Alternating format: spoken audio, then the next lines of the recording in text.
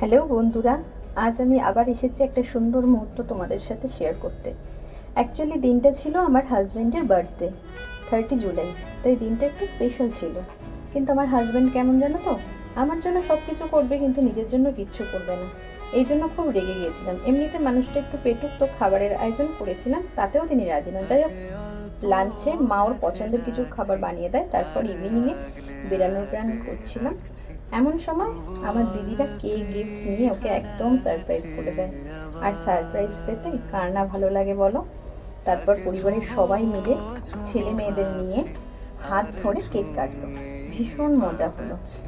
যেন এখনো মনে পড়ে বিয়ের আগের জন্মদিন পালনের কথাগুলো। আনন্দের মধ্যেও যেন ছিল অনেক ভয়।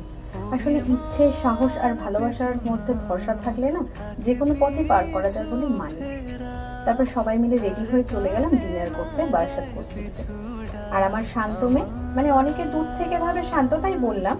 যাই হোক, আমার শান্ত মেয়েকেও এখানে সমস্ত মানুষ আশা করে মনে রাখবে। প্রথমত ন্যাপকিন ছিঁড়ে নিচে ফেলে সমস্ত টেবিল ঘুরে সারা শরীরে খাবার মাখিয়ে বেশ মজা করেছে নিজের মতন করে।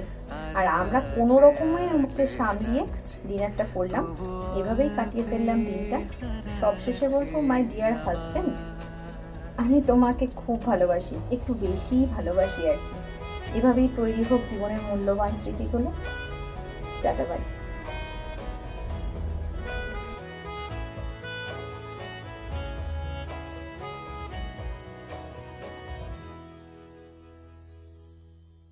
ফাঁকা বুক চেনা সুখ জানি ঘুম সে ভাঙাবে,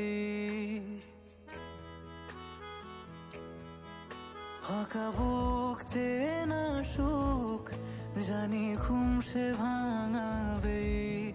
ভেজা মন বলি শোন, রাত ভোর জাগতে নেই, মুখ চোরা ডাক তাকে ঘুম পাড়া।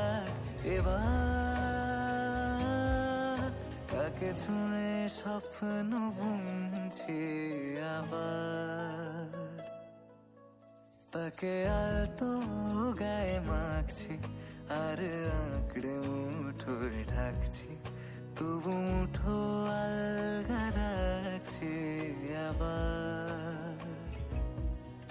তাকে ছোঁবো ছোঁবো ভাবছি,